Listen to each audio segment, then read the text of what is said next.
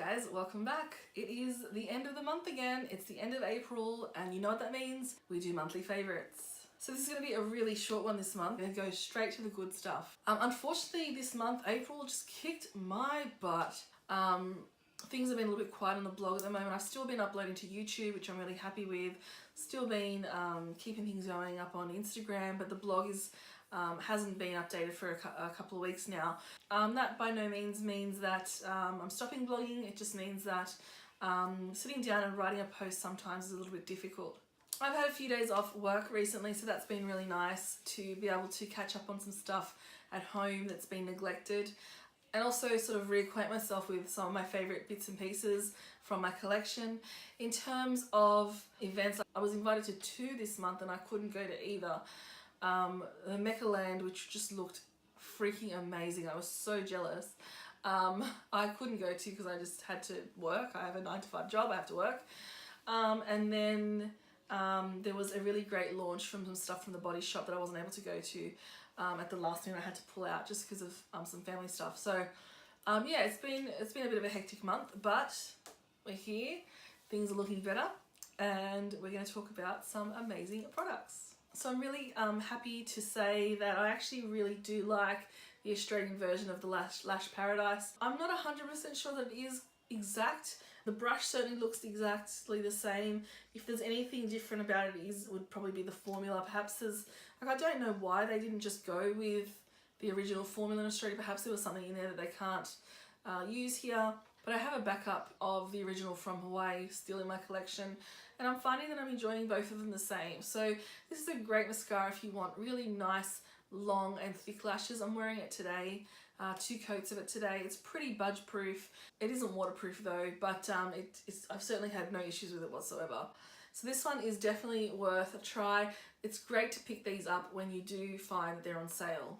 A few of the things in my favorites this month are actually repeats, and then a lot of them are actually like new. So I've really been liking them in the last maybe 2 weeks. And this is one of them. So this is a eyeliner from the Pixie Pretties collection, and you'll see a video up on the channel about that shortly. And what this is a dual-ended liner, and it's a really, really nice, inky, stay put liquid liner. And then on the other side, this is my favorite side, we have a really nice smooth, again, color proof. Once you smudge that in or just leave it to set, it is really, really difficult to get off. And both of them together are just amazing. As far as I know, the nib on this actually can be pulled out and replaced, and it's really, like, if you shake it, it's really, really inky. The next favorite is something that I loved last month too. I just haven't been able to stop wearing. This is the Superstay Matte Ink Liquid Lipstick in the shade Loyalist. It's so different to what I traditionally wear, and I know that looking at it, you probably wouldn't think so, but it's actually so much like lighter than I normally wear.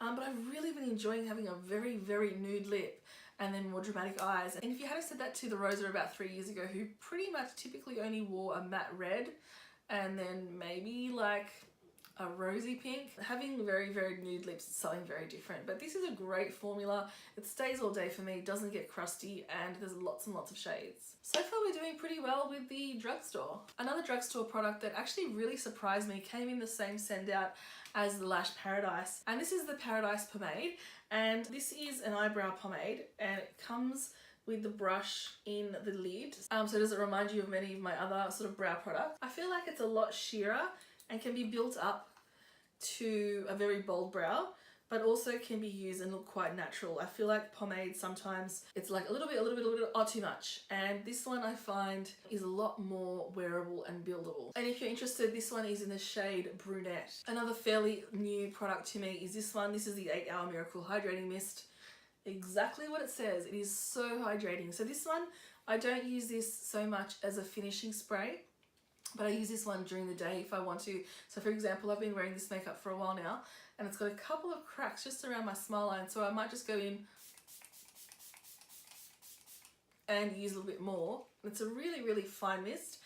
This is based on the formula, the original 8 Hour formula, so that's something that I love on the lips and on the skin and abrasions and stuff like that. So this one is something that I trusted almost immediately, and I've been really happy with the way it makes my skin feel. It's just, it leaves everything feeling and looking so hydrated. So I'm not sure if this is new on the market or if I just haven't seen it before, but this was sent to me a few weeks ago and I've really been enjoying this. So over the last few months I've been an ambassador for Kiehl's. Through them I got to experience this product. This is the Midnight Recovery Concentrate, and this is one that I have incorporated into my nightly routine almost every single night, not always. This one here, after I have cleansed and toned and used my essence, I'll grab just a couple of drops of this very kind of lightweight oil and I will pat it into my skin, particularly focusing on the dry patches around my nose and anywhere where I might have a little bit of dermatitis or something like that. And this one I feel like it's not too heavy, I don't feel like a grease ball, but it does leave my skin feeling really nice. And in the morning, I can definitely tell a difference between when I have used it and when I haven't.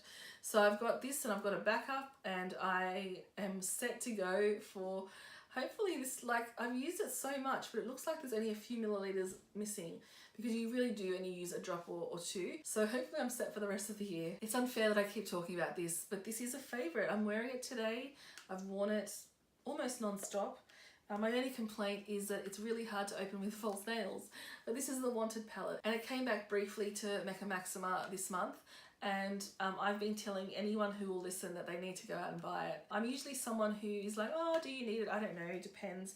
But this palette, I just keep telling everyone that they really need it. I just feel like you can do the most simple, warm looks. You can go for something really pretty and rosy, and some of those shimmery top coats just adhere really well and make the look something very special. So if you are still after this and you haven't picked it up yet, head online actually to Mecca Maxima and see if you can still get it.